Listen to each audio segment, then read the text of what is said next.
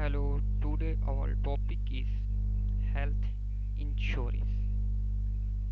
So, just talk about the health insurance. So, first of all, what is the purpose of a sound health corp care financing policy?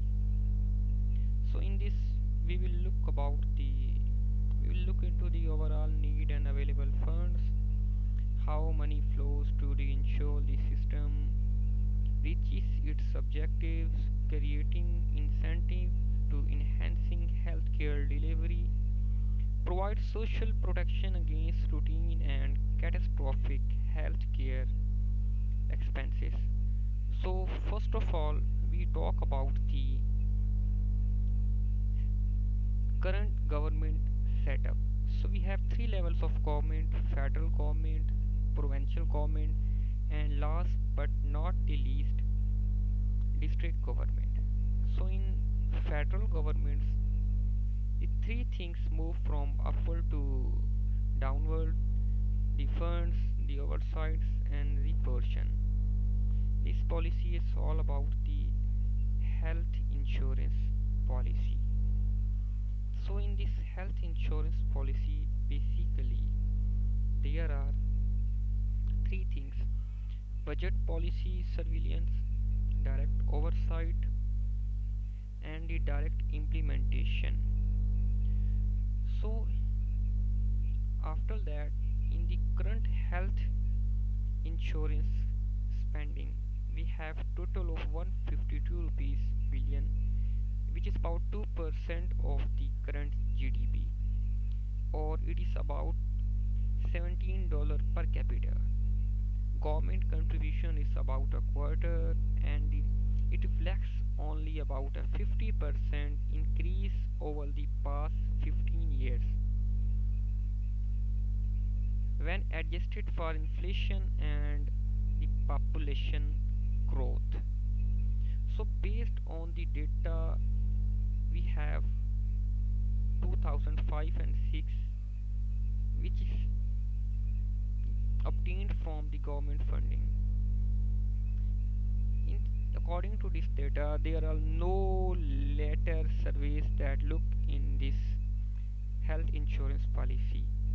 The 152 billion is the sum of the direct payment by three levels of the government and out of pocket expenses by household, but does not include spending by non MOH government, private insurers, and other third party payers.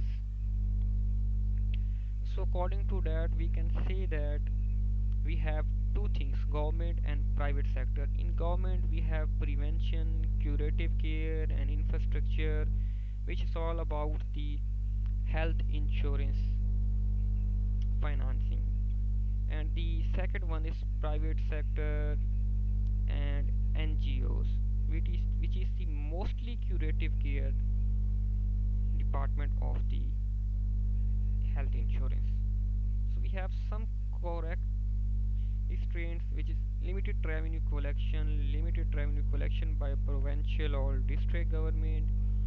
For example, a hospital is built with development fund and run off recurrent budgets. However, the many prevention programs in the federal MOF all run on development funds, which is all about the health insurance. The third one is distinguish between recurrent and development funds, sometimes with management of each with different departments. Within subunits, different things are paid from different funding sources, underutilization of allocated funds. After that, we will talk about: is increased funding more needed? Absolutely yes.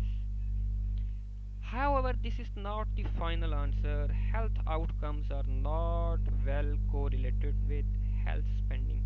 In fact, setting a total as a target may not be very helpful. Equally important to prioritize funding, design technically sound intervention, and monitor results that are geared toward effective and equitable system. The country with child mortality rate below 30 per 100 sorry, 30 per 1000 have public health expenditure spending ranging from 1.4 to 8.7 of GDP and $7 to 420 $4,200 per capita.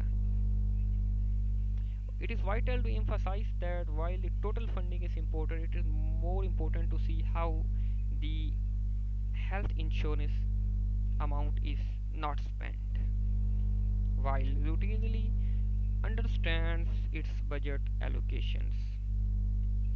Moving toward next topic, we have some general suggestions to improve the quality of health insurance in different countries. We need an overreaching plan that looks at the overall health needs to establish the funding envelope and also assign deliveries and responsibilities for different stakeholders. We have definition of minimum essential packages. We have accountability. We have to assign the accountability and responsibility for the service. If we talk about financial and budgetary implications, that is related to the reward or otherwise tied to the quantity of service provided. If we talk about M&E framework, it should include results and financial with regard to the health insurance. We talk about the next thing, we have raising adequate one. Earmarking would be allocating certain taxes for health. Some can be applied to donor funds. For example, you can say that if some percent of sale tax on pharmaceutical goes for health insurance or a new tax on goes for health insurance.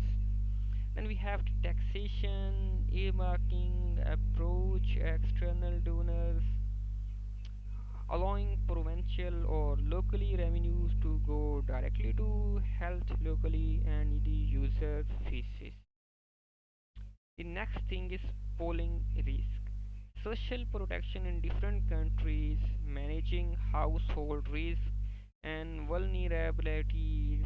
54% of all economic shocks faced by people were due to the health related expenses, and that people cope with this by either reducing food intake, that is 33%, putting a child to work, that is 10%, or pulling a child from school, that is almost 8%.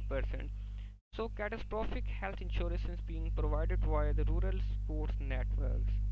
The second thing is government leverages expenses related to natural disasters. And the third thing is government increases coverage and payments for expensive health care, such as hospitalization, especially when those payments are prorated according to incomes. The next thing is efficient provision of services, adequate funding for what is planned, timely and efficient disbursement of funds, a results monitoring system, pilots trial of result based financing, delegates control over budgets, implementation as well as responsibility to local implementation, local community involvement in planning and then monitoring services. Too often funds are under allocated what is intended. This leads to the underperformance and low morale. Either don't plan activities or play them with adequate funds. So this is all about the health insurance. A result based monitoring system will ensure that underperformance and its causes are highlighted in real time so that they can be expressed.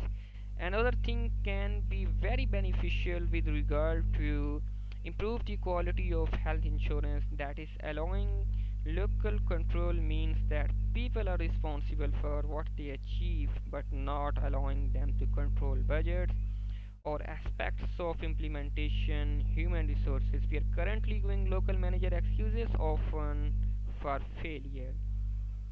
Our last slide says we have some role in non-state actors which are providing the health insurance role and which are very common in Pakistan.